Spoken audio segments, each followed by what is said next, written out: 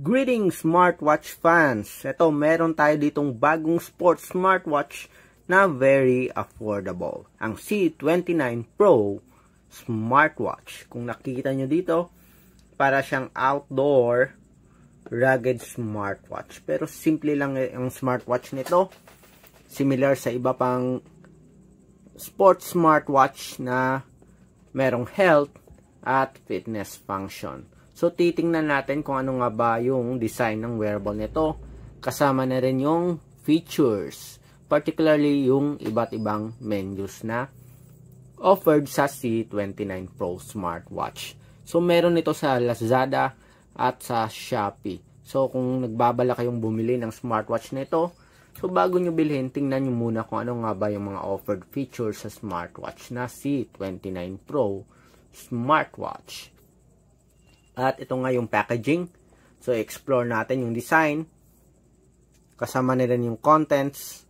And of course, yung iba't ibang menus sa smartwatch nito. So, kung may mga katanungan, drop lang ng comment. Kung hindi pa kayo nakasubscribe, subscribe na sa nag-iisang Smartwatch Pinoy TV. Okay, so umpisa na natin. Explore natin ang C29 Pro smartwatch. So, may details dito. Big 2.19 infinite display screen. May weather report, step monitoring, sports, health, at meron ding Bluetooth call. So, ito yung smartwatch. So, merong black, may silver. Okay. Ano pa bang details dito? And, ito.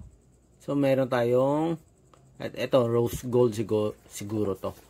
So, ito, black, or pink gold, tapos yung isa silver color.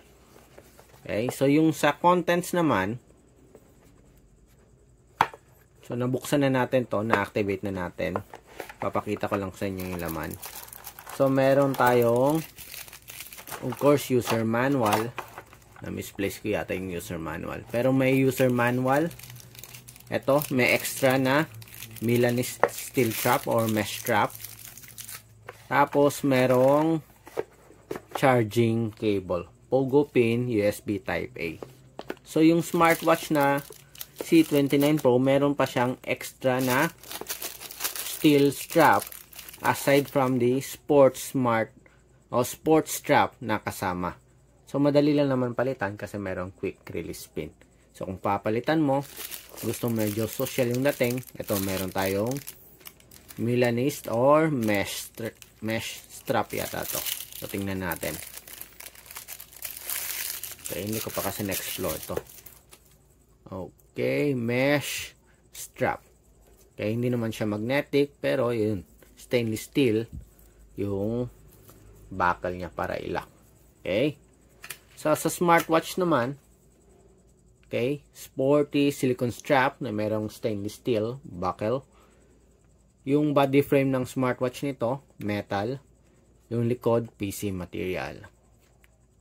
So, outdoor style yung dating sports smartwatch. Meron siyang crown button na pwede nyong gamitin para mag-change at mag-navigate ng iba't ibang menus. So, pwede mong gamitin yung crown button sa pag-change ng watch face. So, tingnan natin kung malapitan yung C29 Pro smartwatch. Okay din naman yung design, sporty.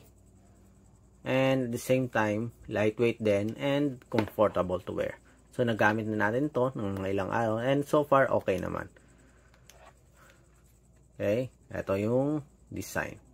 So, may mga grooves yung sa edge ng smartwatch para magmukha siyang sports smartwatch. So, outdoor style ang dating ng smartwatch. Pero yung it comes to durability, basic lang siya, IP67. Waterproof rated. Okay? So, tapos na tayo sa design. Explore naman natin yung features. So, tingnan natin. So, sa taas, notifications. Sa baba, so, meron tayo ditong iba't ibang cards. All app. Ayun, menu na. Okay. Ito, meron din tayong one page na parang window type or grid type, parang ganon. Widget, parang widget yung dating. Okay, and then sa kabila, ito, cards naman. Okay, merong automatic activity tracking, heart rate monitoring, blood pressure, at pwede kang mag-add ng iba pang features. So, subukan natin, pedometer, sleep. Okay. So, tingnan natin. Uy. Again, heart rate, blood pressure. Add tayo ng blood oxygen, pedometer, sleep. Yan. Okay, so yun. So, pwede ka magdagdag, pwede mong bawasan. Okay, sa menus naman, ito bubble type. Ayun, pwedeng zoom in, pwedeng zoom out. Okay, tingnan natin kung mayroong options. Style number 2. Ayan. So, ito, yung iba't ibang menus at features na kasama sa C29 Pro smartwatch. So, mayroon tayong sports monitoring. Kasama na dito yung walking, running, riding, climbing, treadmill, basketball, football, badminton, jump rope, at yun na. Okay, so ilang sports meron tayo dito? 1, 2, 3, 4, 5, 6, 7, 8, 9. At least 9 sports function yung meron. Okay, so balik. Sa sleep monitoring, meron din pedometer, heart rate, blood pressure, blood oxygen, message notifications, meron ding Bluetooth call, Bluetooth music, weather report, calculator, alarm, sedentary reminder, stopwatch, okay, Bluetooth photo control, voice assistant, meron din. May find phones, anti-lost. Ito may games car race. Although hindi ako fan ng mga games sa smartwatch kasi nga medyo mabagal. Meron ding flashlight, calendar, contacts para sa Bluetooth call. So, supported na notifications sa mga applications. Merong WeChat, QQ, Facebook, Twitter or X, WhatsApp application. Meron ding water reminder, shutdown, language support. Meron bang Filipino or Tagalog? Yun, merong Filipino. Tingnan natin mamaya. QR code, app view, at least 6 meron tayo. Bedside lamp mode, meron din. Restore factory settings at about. Tingnan natin. Yun. Okay. So, sa Filipino, okay, curious lang ako. Tingnan natin.